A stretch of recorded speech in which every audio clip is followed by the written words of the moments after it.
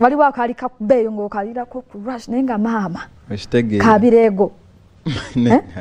just nakikola okusinziira ku mbeera gye tubeeramu like otunulira life y'abantu bangi nnyo gye babeeramu sobola okubeerawo ng'alina omuntu nga mulinako crush ne mwana ng'ate omugamba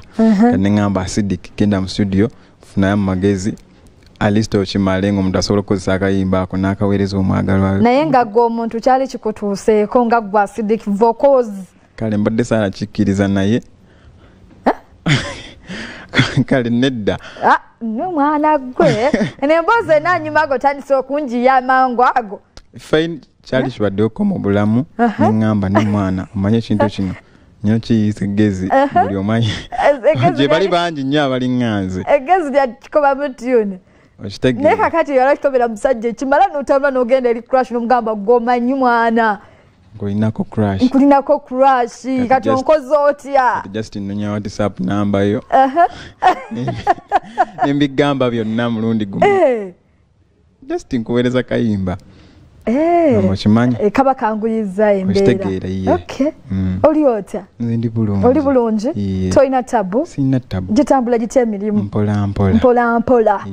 acidic vocals erinnya lyava ku kyeri acidic just lumu nali nnyimbiramu maama wange Aisha muyimbiramu akayimba naŋŋamba mwana wange ng'olina eddoboozi lyo liri acidic neŋŋamba ekitegeeza from today nze acidic mami teyakisusaamu ogamba mami teyakisusaamu eyo gye nalijja simanyi oba yakisusa oba yali ate erya vocals just nayongerako era vocals acidic vocals yaŋŋamba amaloboozi go gali acidic neŋŋamba yes vocals maloboozi acidic neŋŋamba today like from today nze acidic vocals olina oluganda ku Liam voice nedda bambi mufaanagana really nti waliwo mulayira lyakigambyeko nedda just lwakuba oba mwana mwagala bwagaze omwagala nnyo otandika ddi okuyimba like 2 years back that was 2020 yeah. mu covid yeah. abantu nga batadde mundu ku ggombolola banise the music takola teriyo kafuna gwe n'ogamba nze kanyimukire wano nga lwaki okukigosalawo otyo by then like nga sinatandika yimba nali producer nga nkolera jinji eyo mu studio bagiyita Ava Music gye nali nkolera sokolindeko producer like okola oluyimba nsobola okujja mu studio n'ennyimba nendeeta oluyimba n'olunkubira n'oluno lulogo wali weekolera awo si wabi then neŋŋamba naye acidic sokoleke production oyimbeko yali tefuna bulungi production sigamba muno yali tefuna bulungi naye just naye nyina passion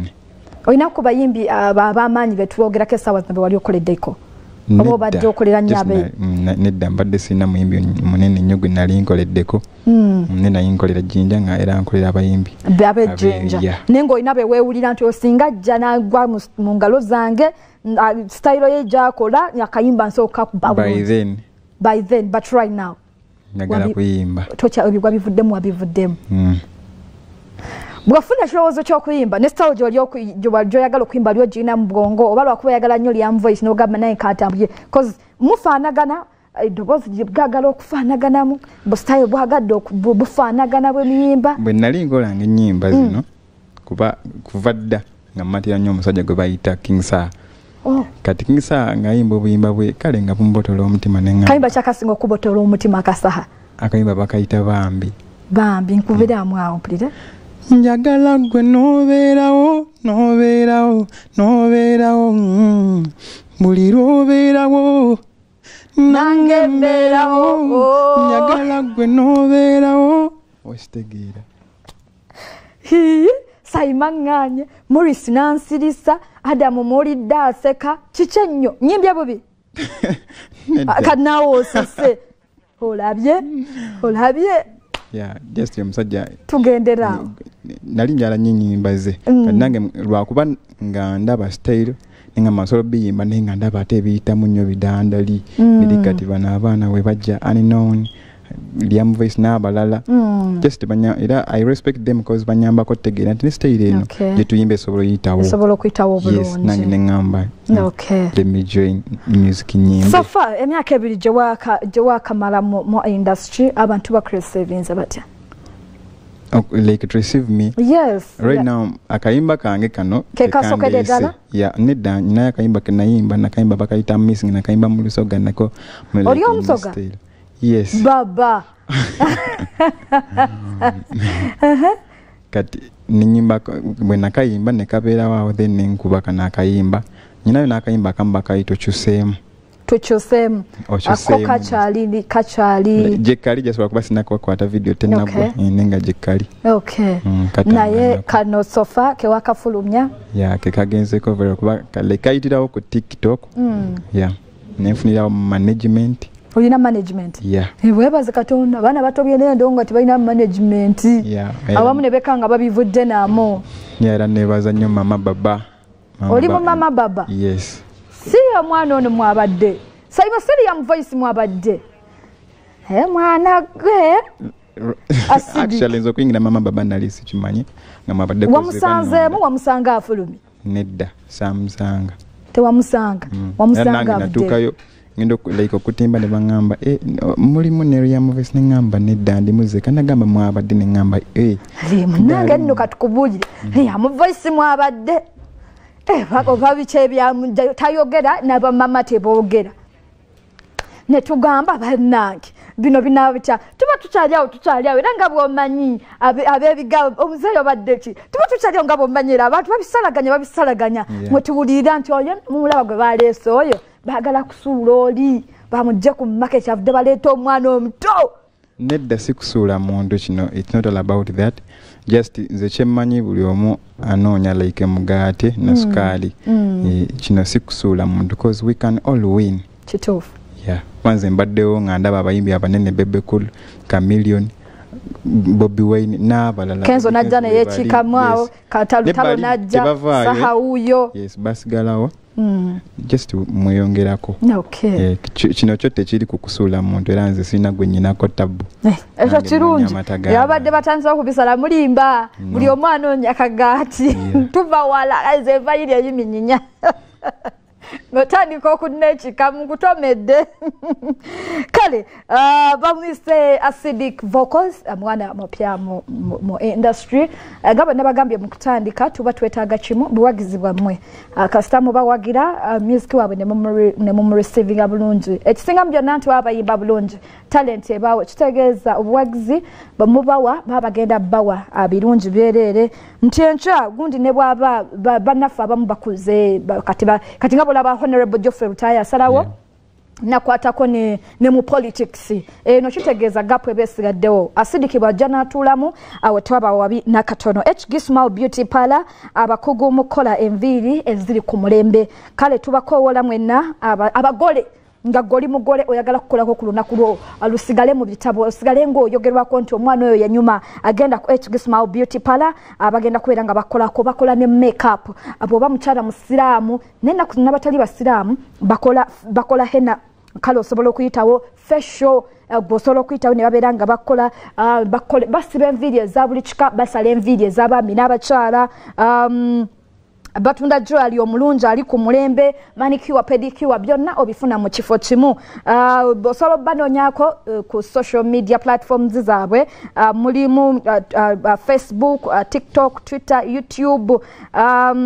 n'endala zonna zomanyi kwe bali otekamu Butees Small Beauty Parlor ojja kubeera ng'obafuna oba basange Bukoto opposite ne Middle East Supermarket upstairs ku madaala ku level olinnya amadaala ku level esooka kwogenda okubeera ng'obasanga enamba y'essimu eri noti 7 noti abantu abasinga beebuuza noti 7 mukutuki eba Airtel bannange noti 7 noti 84 45 oba noti 7 45 ojja kubeera nga omanya ebisingawo kale katusooke tuwulire ku luyimba lwa acidic vocals olwasooka nga tujjeko kano I'm missing akasera kale nga ndi mukwano gwo. I'm missing akaire kale kompa ku time yo. I'm missing akagako kisi yo. I'm missing buli chintu. Okay, kakaiba ke akasoka before nga tonna joininga ani Mama Baba. Mama Baba. Yeah. Okay. Kali, nina ngatumaliriza nina kyokwiga kyenafunye mu Lady Grace yafudde. Bweba mututte emukono. Nina kyenayizemu. Twasanze nga abantu b'emukono bamutegeera nnyo olw'okuba gyakola ki gyava. Kibuuzo kyange kiri nti ejjinja abantu bakutegeera kyenkana ki kuba ndowooza oba abantu gy'ova balina okusooka ne bakutegeera nnyo nga bolaba ne ba artist ab'olumu bagamba nga babuuza international simanya byakoze bitya abantu bakumanya oli loko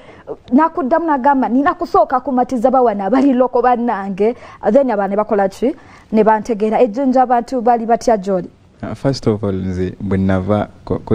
nava namutumba banzala busembatya eyo mukyalo namunyumya naye kati nava namutumba tebanzala ebyaddala kati namutumba pozi nga waze eggulo ne namutumba like era nyina hit song like badde sirubala nnyo nalukola luyimba nalukola nga lwa kifo gyembeera namutumba that district mulo it's a regional like hit ebyaddala. Yes, iri hit. Bera ne wentu kateri atamanyi. Mukatundu owamba. Owakabi abatuuse. Sibula batulaba. Mbaddeyo.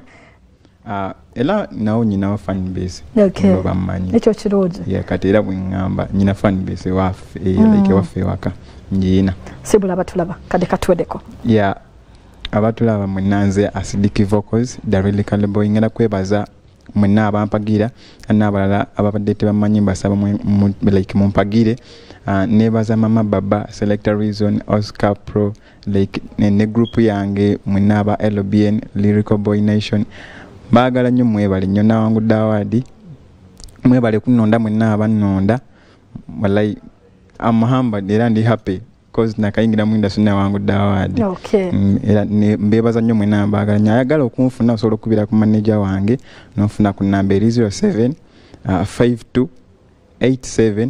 2340.